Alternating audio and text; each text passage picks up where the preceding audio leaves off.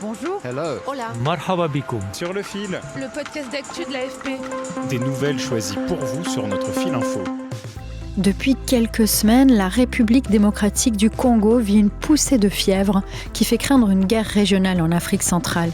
Sur place, un groupe armé, le M23, s'est emparé de la ville de Goma, à l'est, avec le soutien de troupes du Rwanda. Depuis le début de cette offensive, près de 3000 personnes ont été tuées et un demi-million déplacées. Selon le président de la RDC, Félix Tshisekedi, le Rwanda veut piller les ressources naturelles de la région et en particulier un minerai essentiel pour vos téléphones et ordinateurs portables, le coltan. Le coltan a longtemps eu une réputation sulfureuse de minerai de sang qui servirait à financer des guerres. Le Rwanda nie en bloc. Au passage, la RDC, elle, accuse aussi les Occidentaux et même la compagnie Apple d'être complices de cette agression. Mais qu'en est-il réellement ? Comme vous allez le voir, la réponse est beaucoup plus complexe et nuancée. Pour en parler, j'ai appelé le directeur adjoint de notre bureau à Nairobi, Eric Randolph, qui a suivi de près le sujet, et deux experts, Oluwole Ojewale de l'Institut d'études de sécurité à Dakar et Guillaume de Brière de l'International Peace Information Service. Sur le fil.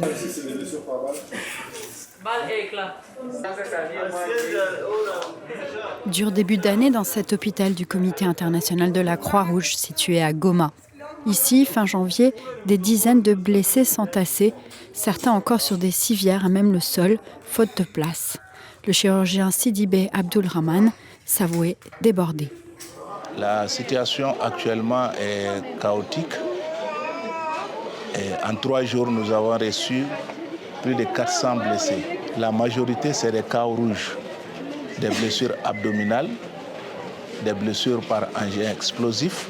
C'est des multiples blessures et des chirurgies qui peuvent prendre pas moins de 2 heures de temps. Le conflit est larvé depuis 2021. Il a été ponctué de négociations et cessez-le-feu. Mais fin janvier, un tournant a été pris quand le M23 a commencé à pilonner la ville de Goma, provoquant le chaos et la panique de milliers d'habitants qui ont tenté de fuir les combats.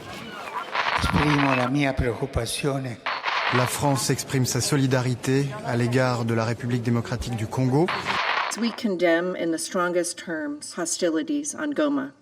Il y a d'abord la crainte pour les civils sur le terrain, selon Guillaume de Brière. Il y a une réelle crainte au niveau de tout ce qui est humanitaire. Depuis la Deuxième Guerre mondiale, les guerres congolaises sont les guerres les plus meurtrières. Parce que ça inclut des mouvements de population qui sont gigantesques. Et en fait, c'est surtout ces mouvements de population dans des régions extrêmement pauvres qui déstabilisent la sécurité, mais c'est aussi des gens qui meurent plus de maladies, de famine et toutes les horreurs qu'on peut connaître des camps de réfugiés. Eric Randolph m'a expliqué aussi que c'est une poudrière parce que dans ce pays, au cœur de l'Afrique centrale, il y a des dizaines de milices et aussi de forces étrangères présentes.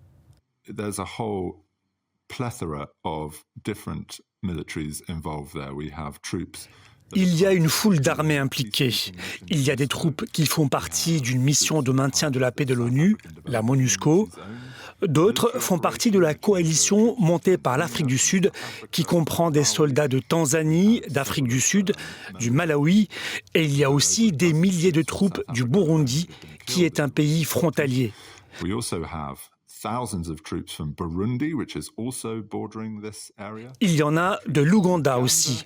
Les soldats de l'Ouganda sont là officiellement pour combattre un groupe islamiste avec la RDC, mais la RDC les a accusés d'être du côté du M23 et de chercher à tirer parti des mines aussi. Il y a donc aussi la crainte d'une guerre régionale aux conséquences graves.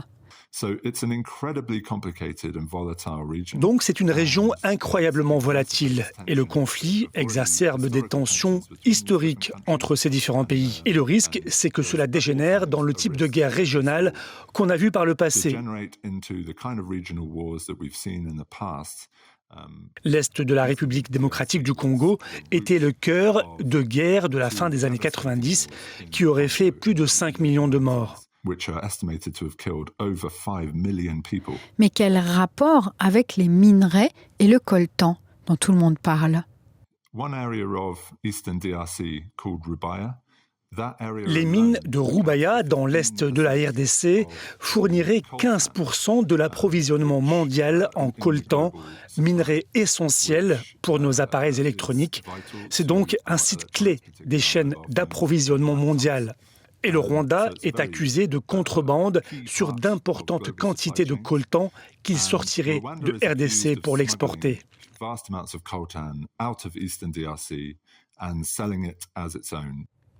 Selon un récent rapport des Nations Unies, le M23 se financerait effectivement en partie en exportant du coltan vers le Rwanda, qui le revendrait sur des marchés internationaux.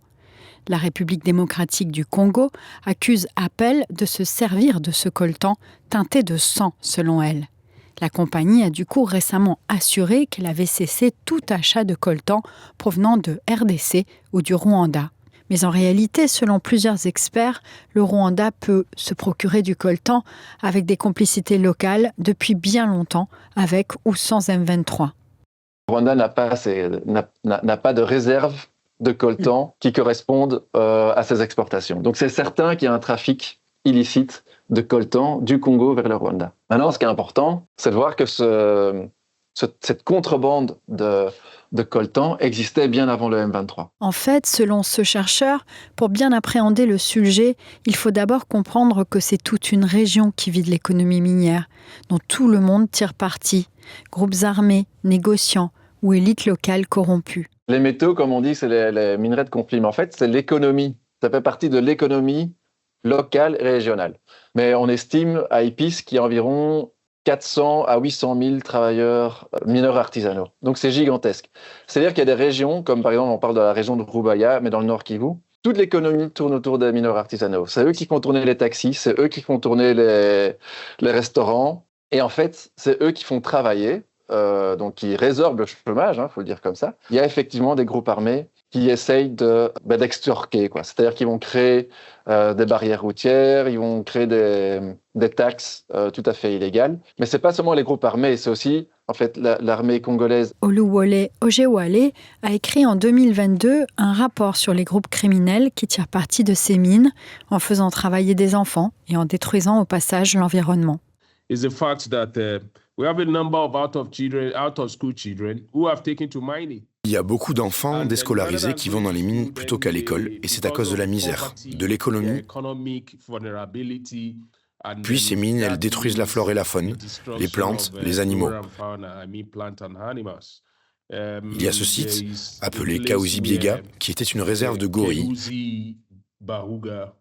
Les mines de coltan ont entraîné leur déplacement et une réduction du nombre de spécimens. Has led to their displacement and even significant reduction in their population. Tout ça, selon lui, se fait aussi avec la complicité d'autorités locales, chargées par exemple de délivrer des certificats, garantissant que l'extraction n'a pas été entachée d'atteinte à l'environnement ou aux droits humains. La responsabilité ultime pour leur régulation revient au pays où ces minerais sont extraits. Au final, d'après le chercheur, les multinationales profitent de ce laxisme. La République démocratique du Congo pourrait être immensément riche et éradiquer la pauvreté qui alimente aussi ces conflits. Si seulement, au lieu d'extraire ces minerais comme l'or, le cuivre, le cobalt ou le coltan, elle les transformait localement, avec l'appui des multinationales et de la communauté internationale. Revenons à la guerre actuelle. Les minerais servent donc peut-être aussi à financer cette guerre, mais pas que.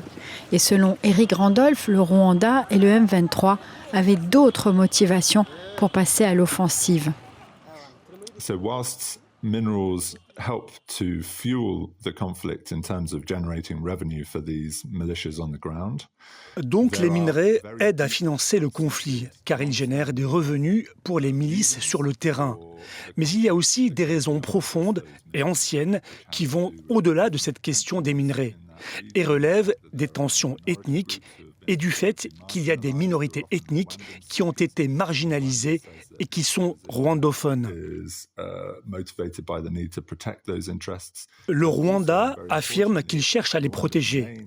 Et aussi, le Rwanda veut éliminer un groupe appelé les FDLR, Forces démocratiques de libération du Rwanda, qui est composé d'anciens auteurs du génocide de 1994 au Rwanda, qui s'étaient réfugiés en RDC et qui ont leur milice. On parle aussi de la rivalité personnelle entre le président du Rwanda, Paul Kagame, et le président congolais, Félix Tshisekedi. Et Tshisekedi a poussé le sentiment anti-rwandais en RDC pour se faire réélire. Sur le terrain, en tout cas, au moment de l'enregistrement de ce podcast, les combats faisaient toujours rage. Ces femmes que vous entendez avaient organisé une prière œcuménique pour la paix mercredi. Après s'être emparé la semaine dernière de Goma, la capitale de la province du Nord Kivu, le M23 et les troupes rwandaises ont lancé mercredi une nouvelle offensive dans la province voisine du Sud Kivu. Les présidents de la République démocratique du Congo, Félix Tshisekedi, et du Rwanda, Paul Kagame, doivent participer samedi en Tanzanie à un sommet pour tenter de trouver une issue à la crise. Merci de nous avoir écoutés. Sur le fil revient lundi. Je suis Michaela Kensela-Kiffer. À bientôt.